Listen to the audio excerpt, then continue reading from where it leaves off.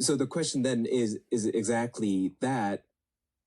It's in two parts. One, how would you characterize a deep meditative state? Mm-hmm. And maybe that's what you're calling the stilling of the mind. Mm-hmm. How would you characterize it phenomenologically from the inner subjective experiential description? And the second is, when in deep meditation, when you do arrive at such a state, because the state would then imply it comes and it goes, or at least the awareness of it comes and goes. The state may be permanent, enduring, but our awareness of it comes and goes. When we return, what has changed? Yeah. So I think the way to think about that, or the way that I think about that is the more different people you read talking about this, the more you realize that everybody is shooting for this experience that we would call Samadhi, nirvana, moksha. This idea that when you get into the deepest meditative state, everything will drop away and you will feel a great oneness with all things forever. Well, I mean, until the meditation ends, and then if you really get good at teaching your brain how to do this thing, you can carry a sense of that into your everyday life. And so people will say things like, I go around and now I'm transformed because everything appears to be God. Everything is God all the time. It's like the spirit is rising up in all things. So that's considered to, I've read it again and again and again. That's the ultimate goal, is that you'll be transformed in that kind of a way. So here's the thing about it, though. That sounds great, and I love the idea of that, I'll take it.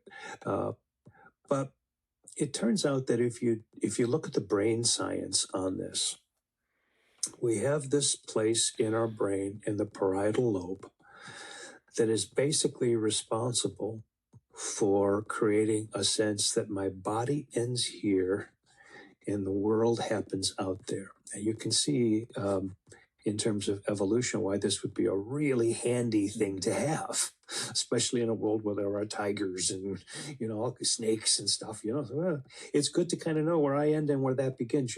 So we have that. It's a kind of a filter.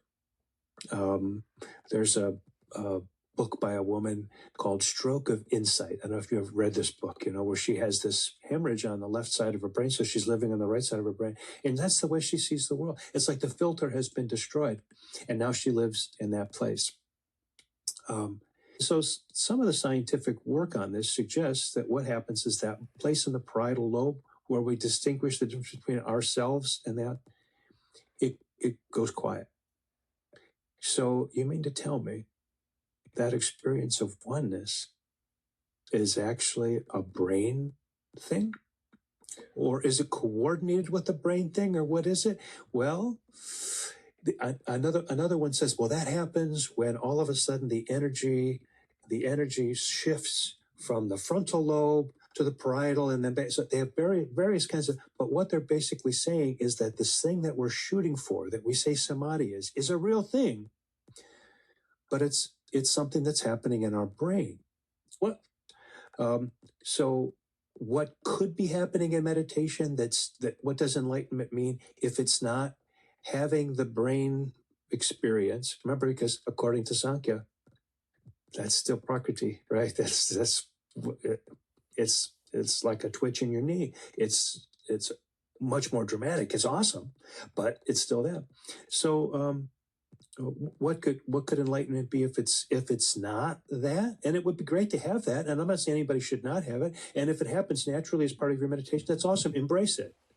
But what is enlightenment? I think really, at least as far as I'm concerned, it's that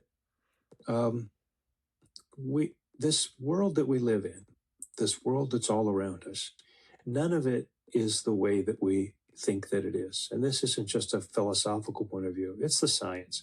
We're all viewing the world. I mean, a guy like Bernardo Kastrup, or Donald Hoffman or David Chalmers, they would say that our minds basically create the world that we have around us. Now, is that valuable information? For most people, not so. It doesn't matter to me whether my mind creates it, whether that's the way it really is. I got to live with what I got here, so I'm going to work with it, you know.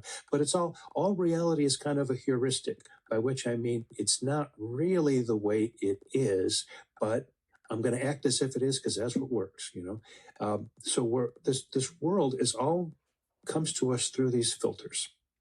We're basically, as Bernard Kastrup says, we're basically navigating with instruments, like being in an airplane where you can't see anything. Everything is readings, except the readings are this world that we perceive it to be. So nothing is that way.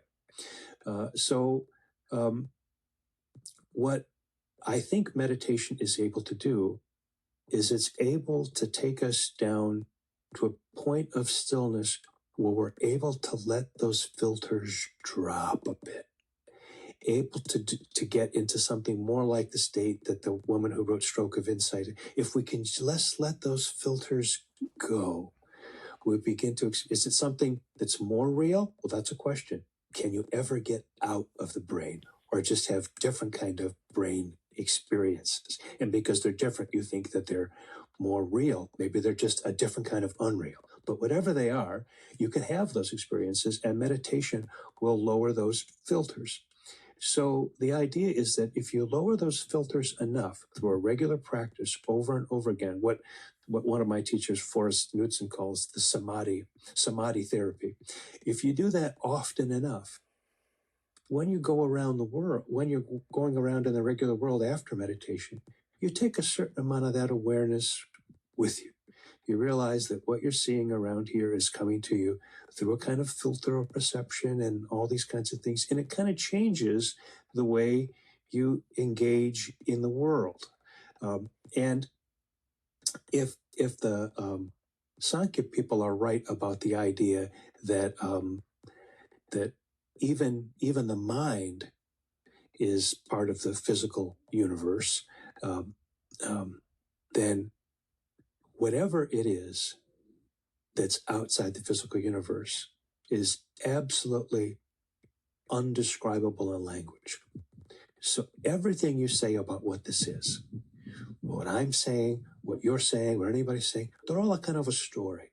Not in a bad way. I mean, this Joseph Campbell kind of says this with regard to myth. They're all a kind of story because we need to say something. And so nothing is ever actually more right than something else. These are all, and it's kind of the ultimate of relativism, but it's, you know, nothing is ever sort of more right than anything else. They're all just ways we have of describing, if we've had that experience like this, they're ways we've had of describing something that cannot ultimately be described. So they're all just kind of compromised, and they all differ from each other. You know, Hildegard von Bingen from Ramana Maharshi or Yogananda or whatever. And so what does meditation do for you? I think it allows you to drop the filters as much as possible. Experience whatever it is you experience when that happens, most of which you cannot really describe to anybody who hasn't had a similar experience. And then it's after enlightenment, carry water, cut wood. Now you're back again.